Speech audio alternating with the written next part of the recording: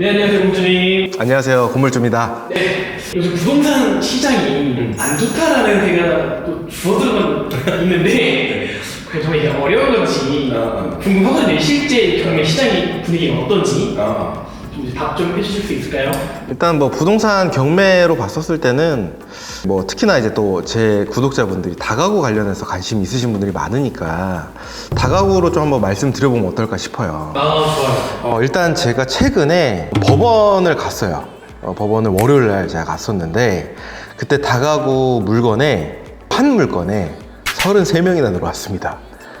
33명이나 들어와서 입찰 경쟁이 지금도 치열하더라고요. 그런데 제가 화요일 날에 또 법원 입찰 법정에 갔거든요. 근데 화요일 날에는 단독 2명 낙찰되고 이런 물건들이 또 많이 있었어요. 그래서 언제나 항상 느끼는 거지만 부동산 시장이 얼어붙었다, 뭐 뜨거워졌다 해도 사실 들어갈 물건에는 괜찮은 물건은 많은 분들이 또 입찰하시는 것 같고요. 좀 애매하다라고 하는 물건들 같은 경우에는 여전히 기회가 있는 것 같습니다. 그러면 지금 건물주님 입장에서는 어려운 시기는 아니다. 그럼요. 라고 생각해요. 근데 그러면 월요일 날에는 33명이나 올리고 화요일 날에는 2명이 있었잖아요. 이렇게 차이 나는 이유는 뭐예요? 일단은 제가 봤을 때 월요일 날 진행됐던 물건은 누가 봐도 좋은 물건이었어요.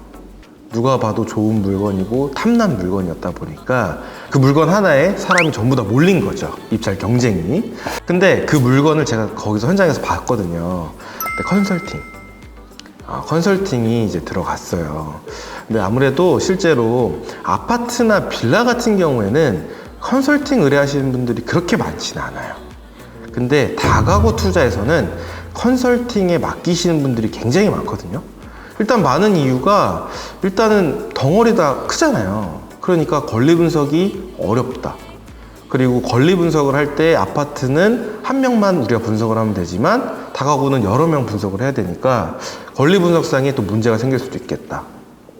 그리고 이제 두 번째는 경매 입찰을 하려고 하면 보증금을 넣잖아요. 최저가 10%라는 보증금을 넣는데 빌라나 아파트 뭐 좀 작은 거는 보증금이 크지 않아요. 몇천 수준밖에 안 되거나 100만 원대 수준도 있거든요. 그런데 다가구는 일단 덩어리가 크니까 1억 이상이 들어가는 물건들이 많아요.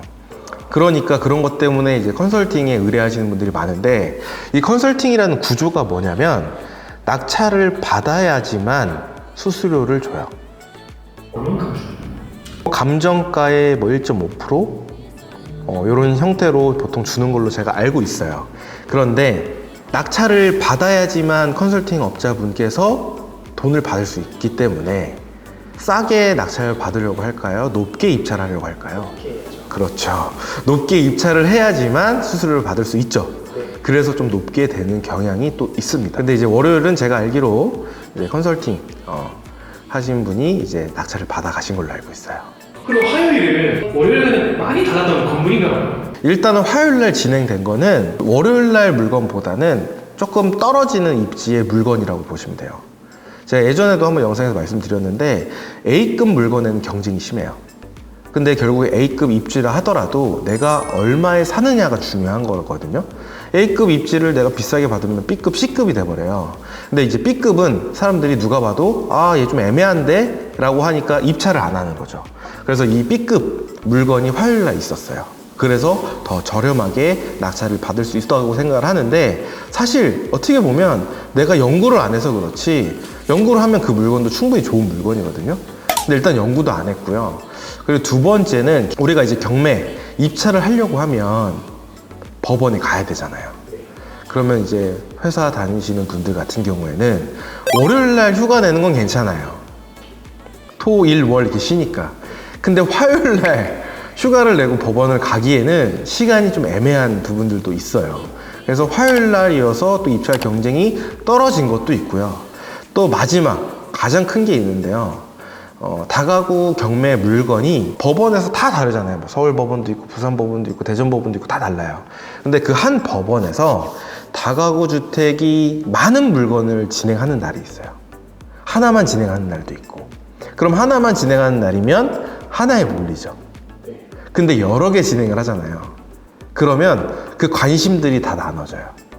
그래서 입찰 경쟁도 더 떨어지기 때문에 화요일 날 또 물건이 많이 나왔었거든요. 그래서 더 저렴하게 낙찰이 됐던 것 같습니다. 어떻게 보면 요일별로라도 좀 느낄 수 있네요. 그럼요. 요일도 볼 수 있고 물건이 그날 몇 개가 진행하는지 이런 것들도 보면 여러분들이 입찰 경쟁을 줄이면서 저렴하게 낙찰을 받을 수 있는 기회가 되는 거죠. 네, 그러면 이 요즘 금리가 떨어지는 추세이긴 한데 과연 언제 들어가면 좋은 건지 언제 들어가면 좋을까요? 일단은 뭐 이제 금리가 한참 많이 올랐었죠. 그래서 제가 처음에 했었을 때는 금리가 좀 낮았거든요. 3.1%? 이 정도 금리로 해서 낙찰을 받고 이제 대출을 했었는데 거의 2배 이상 올라갔었어요. 그러다 보니까 이자가 어마어마하죠. 이게 뭐 1억 대출 받는 게 아니잖아요. 그래서 사실 이런 수익형 부동산 같은 경우에는 특히나 다가구 같은 경우에는 금리에 되게 예민할 수밖에 없어요. 근데 이제 제가 뭐 금리가 낮았을 때부터 금리가 올라갔을 때 그리고 지금 내려가고 있는 것 지금 다 경험하고 있잖아요. 그래서 제가 봤을 때는 지금 금리가 떨어지고 있잖아요. 그리고 이제 많은 분들이 궁금해하는 게 아직까지는 덜 떨어졌으니까 다 떨어지고 나서 다가구 주택을 사는 게 나을까 아니면 지금 떨어지고 있는 추세 때 사는 게 맞을까 이렇게 고민을 많이 하시는데 저는 다가구 주택은 금리가 다 떨어졌을 때 사면 늦는다고 생각합니다. 그러면 떨어지고 지금 이 순간 그러면 좋다는 거죠. 떨어진 상태에서 계속 유지가 된 상황이라고 하면 많은 분들이 이미 관심을 보고 있을 때예요. 관심을 많이 가지고 있을 때예요. 그러다 보니까 그때는 이미 또 입찰 경쟁이 더 치열해질 거예요. 그래서 항상 투자자는 반대로 움직여야 돼요.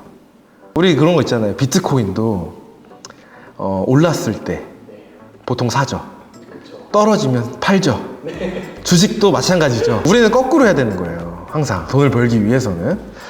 그러면 부동산도 마찬가지죠. 금리가 지금 올라가고 있다고 해서 안 사는 게 아니라 올라갔을 때 싸게 사고 금리가 아예 내려갔을 때 비싸게 파는 게 제일 중요하죠. 그래서 저는 지금이 적기라고 생각합니다. 그런데 또 유찰이 많이 되는 것도 좋은 거 아니야? 어떻게 보면 유찰이 많이 됐다라는 거는 싸다라는 거죠. 근데 중요한 건 뭐냐면 이 경매라는 게 처음에 나왔을 때 법원에서 아 이거는 20억에 시작하자, 10억에 시작하자, 5억에 시작하자 마음대로 하는 게 아니에요. 거기에는 이제 감정평가사님이 해당 부동산을 감정을 해요. 그래서 이 물건이 10억인지 20억인지를 정해주거든요. 그래서 그 금액에서 1회 유찰되면 뭐 평균 20%에서 30%가 저감이 돼요.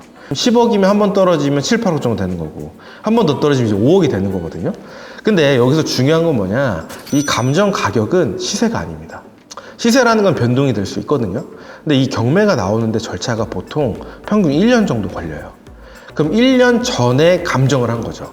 그럼 1년 전에 감정을 한 거다 보니까 현재 시세랑 기준이 반영이 안 된 걸 수도 있고요. 그리고 그 감정이 틀린 경우가 실제로 많아요. 그렇다 보니까 무조건 많이 떨어졌다고 해서 실제 가격에서 그만큼 떨어졌다라고 일단 보시면 안 되고요. 그리고 두 번째는 그 가격이 많이 떨어졌으면 떨어진 이유가 반드시 있습니다. 그 부동산의 가치가 너무 가대평가가 됐을 수도 있어요. 이 감정평가에서. 그러다 보니까 실제로 많이 떨어져서 조사를 해보니까 그 정도밖에 가치가 안 되는 경우들도 있거든요. 그러니까 여러분들이 꼭 많이 유찰이 됐다고 해서 반드시 좋은 물건은 아니라는 거 여러분들이 기억하시면 좋을 것 같고요. 그리고 또 유찰이 또 많이 되면 많은 분들이 감정가보다 되게 많이 싸다라고 하니까 관심을 더 많이 기울이겠죠. 그러면 결국에는 경쟁이 많아질 거고 경쟁이 많아지면 또 비싸게 낙찰되는 사례들이 또 있기 때문에 꼭 유찰이 많이 된 게 좋은 물건은 아닙니다. 어쨌든 지금 현재 분위기가 좋다고 하셨는데 어쨌든 지금 있어지는 주변에 이 낙찰받은 분들이 계실 거 아니에요? 그분들의 공통점이 따로 있나요? 공통점이요? 최근에 진짜 많은 분들이 낙찰을 받고 있거든요. 근데 그 공통점은 다 똑같더라고요. 일단 첫 번째는 경매에 대한 지식이 없어요. 그리고 다른 곳에서 강의를 들어보시지 않았어요. 오로지 제 강의만 들었고 제가 강의 때 알려드린 대로만 하셨어요. 그리고 재지 않아요. 그리고 나서 입찰을 하면 낙찰을 다 하세요. 그게 공통점이에요. 그러면서 제가 요즘 느낀 건 뭐냐면 왜 오히려 다른 곳에서도 공부를 하고 제 강의를 들으시는 분들이 어떻게 보면 경험이 더 많잖아요. 그럼 그분들이 더 낙찰 잘 받아야 되잖아요. 근데 왜 그럴까라는 생각을 해봤어요. 그게 가장 큰 게 뭐냐면 지식이 너무 많아도 문제예요. 내가 어떤 물건을 투자를 해서 수익을 내고 싶으면 당연히 계획이라는 걸 세우고 앞으로의 그림도 그려야 돼요. 근데 이 그림을 우리가 가기 전까지는 세부적으로 할 수가 없어요. 그냥 큰 그림을 그리고 가는 거거든요. 근데 아직 나는 현장에 가서 조사도 안 해봤고 법원에 가서 입찰도 한 번도 안 해봤어. 근데 머릿속에서는 이미 건물주가 됐고 월세를 받고 있고 세금을 걱정하고 있고 다음 투자는 뭘 해야 되고 그럼 투자금이 얼마 있어야 되고 이런 고민들을 되게 많이 하시거든요. 그러다 보니까 오히려 저한테 처음 배우시는 분들이 정말 제가 시키는 대로 단순하게 하셔서 더 빠르게 성과를 내시는 것 같아요. 이게 진짜 공통점이에요. 저도 이걸 보면서 많은 생각을 해요. 그리고 또 이제 수강생분들도 그렇고 질문들을 많이 주시잖아요. 질문을 보면 사실 많은 곳에서 시간을 많이 할애를 하시는 것 같아요. 특히나 권리 분석. 저는 강의할 때 이러이러한 부분들을 보면 다가구 주택 15초면 권리 분석이 끝난다. 그리고 일반 아파트는 3초면 끝난다. 그럼 15초만 할 수 있어요. 근데 15초만 딱 보고 내가 인수할 보증금이 있는지 없는지 이것만 보면 되거든요. 그래서 오히려 단순하게 내가 인수할 게 없으면 바로 해야 될 거는 부동산의 가치 파악이거든요. 그러다 보니까 이 권리 분석에서 막히니까 가치 파악을 못 해요. 그래서 제가 처음에 알려드리는 부분이 이렇게 딱 알려드리다 보니까 더 이상 고민 안 하고 부동산의 가치 분석부터 하고 바로 실행을 하시기 때문에 빠르게 또 낙찰을 받을 수 있는 거라고 저는 생각을 합니다.